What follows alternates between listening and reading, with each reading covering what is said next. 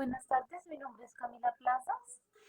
Yo voy a explicar los trastornos sexuales y de la identidad sexual.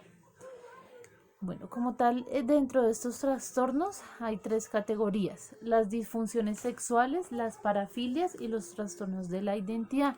Dentro de las disfunciones sexuales se caracteriza por la alteración del deseo sexual. Durante las parafilias se caracteriza por los impulsos sexuales intensos y recurrentes, por fantasías, comportamientos que implican objetos o actividades o situaciones poco habituales. Y los trastornos de la identidad, que se caracterizan por una identidad intensa o persistente del otro sexo.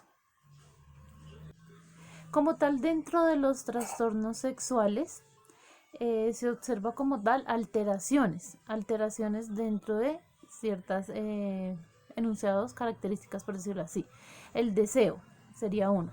El deseo es la fase que consiste en las fantasías sobre la actividad sexual y el deseo de llevarlas a cabo. La segunda sería la excitación. La excitación es la fase de la sensación subjetiva del placer sexual y va acompañada como tal de cambios fisiológicos. La tercera sería el orgasmo. El orgasmo es la fase y el punto culminante del placer sexual.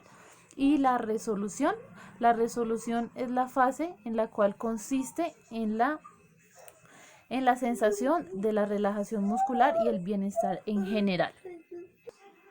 Dentro de esta también podemos encontrar como tal unos subtipos. Los subtipos como tal los subtipos nos describen el inicio, el contexto y como tal los factores que conllevaron como tal o que se encuentran persistentes durante el trastorno. Se pueden encontrar subtipos de toda la vida o adquirido. El subtipo de toda la vida indica como tal que el trastorno ha existido desde el inicio de la actividad sexual. El adquirido es el subtipo que indica que el trastorno sexual ha aparecido después de iniciar el periodo de la actividad sexual. También dentro de los subtipos se puede catalogar si es general o situacional. General quiere decir como tal que la disfunción sexual no se limita a ciertas clases, sino es en general a todo el contexto, no se limita por pareja, compañero, sino es en general, bien lo nombra. Situacional indica como tal que la disfunción se limita a ciertas clases, a ciertas situaciones, compañeros, actividades, situaciones concretas sexuales. También dentro de los subtipos podemos observar que puede ser que se puede catalogar debido a factores psicológicos o a factores combinados. Los factores psicológicos como tal, pues son todo lo que tiene importancia y gravedad a la persistencia del trastorno por enfermedades graves. El debido de enfermedades graves o por sustancias, incitado por sustancias. En factores combinados puede ser como tal porque se presentan las dos: trastorno por una enfermedad grave y porque también está inducido por sustancias. De acuerdo, entonces vamos a empezar, voy a empezar a, a explicar primero los trastornos de las disfunciones sexuales, que empieza con el trastorno hipoactivo o también llamado deseo sexual hipoactivo. Este se caracteriza por la ausencia o la deficiencia de la fantasía sexual o deseos sexuales. Este puede provocar malestar acusado o dificultades para tener relaciones interpersonales. Este deseo, como tal, se puede dar de manera global o específico, puesto que puede presentarse en formas, puede tener rechazo como tal a ciertas situaciones o actividades sexuales concretas.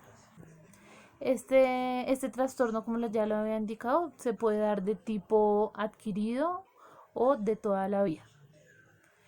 Dentro de los síntomas podemos encontrar que hay problemas de evitación, dificultades para llegar al orgasmo, y va muy relacionado con la depresión y con las enfermedades médicas. También se puede observar que dentro del curso de este trastorno se puede presentar en la pubertad, pero con frecuencia se da después de llevar un periodo de interés sexual normal. Es donde se da con más frecuencia. Bueno, dentro del diagnóstico diferencial se debe tener en cuenta como tal la presencia de otro trastorno en el eje 1. Se debe tener en cuenta y diferencia como tal de que no sea inducido por sustancias o por una enfermedad como tal médica. Cabe aclarar que dentro de que había que tener en cuenta que no hubiera otro trastorno en el eje 1. Usualmente como tal se observa presencia de trastorno depresivo mayor, trastorno obsesivo compulsivo o trastorno de estrés postraumático. Vamos a continuar con el trastorno por aversión al sexo. Se caracteriza por la evitación y el rechazo al contacto genital con la pareja. También puede tener como tal malestar culposo pues por la situación y molestias como tal interpersonales. En este trastorno se caracteriza por sufrir de ansiedad, miedo a la hora de intentar generar una relación sexual. Ausencia completamente del placer se puede dar adquirido o durante toda la vida. Síntomas en este trastorno: la crisis, la angustia, la ansiedad, el temor. Durante el acto sexual se puede observar como tal desmayo, palpitaciones y dificultad para respirar. Dentro del diagnóstico diferencial se encuentran asociados trastornos al eje 1, que estos pueden ser igual que los anteriores: depresivo mayor, trastorno obsesivo compulsivo, trastorno por estrés postraumático. Pero en este también hay que tener en cuenta que también se puede observar algún tipo de fobia específica que también vaya relacionado como tal con el diagnóstico de este trastorno. Bueno, vamos a continuar con el trastorno de evitación sexual. En el trastorno, se llama trastorno de evitación sexual en la mujer. Este se caracteriza como tal por la incapacidad persistente para obtener o mantener lubricación hasta llegar a la terminación del acto sexual. Esto también presenta dificultades dentro de las relaciones interpersonales. Este se puede dar adquirido o de toda la vida entre los subtipos. Los síntomas en este trastorno se acompañan como tal del trastorno del deseo sexual o el trastorno orgásmico femenino. Como tal va acompañado.